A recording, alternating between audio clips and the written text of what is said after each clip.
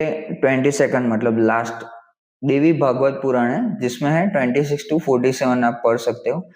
लेकिन फिलहाल मैं तुम्हें इस क्षण के लिए उपयुक्त कुछ सलाह देता हूँ, सुनो। अनंत ब्रह्मांड है जहाँ असंख्य व्यक्ति रहते हैं, वे सभी मेरे अधीन हैं, अतः निश्चय जानो कि मैं उनके भी अधीन हूँ।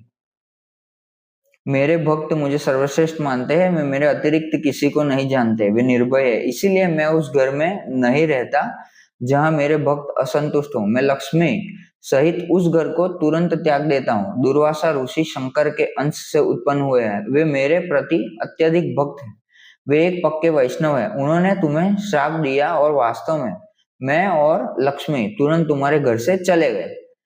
फिर ये बताते हैं कि किस घर में क्या होता है, तो वहां पे ये नहीं रहते। ये बात सुनना, जो व्यक्ति किसी ऐसी व्यक्ति के घर भोजन करता है जो 12 वर्ष की अविवाहित कन्या से विवाह करता है, जो रजस्वला हो चुकी हो, तो जगत माता उसके घर में एक क्षण भी नहीं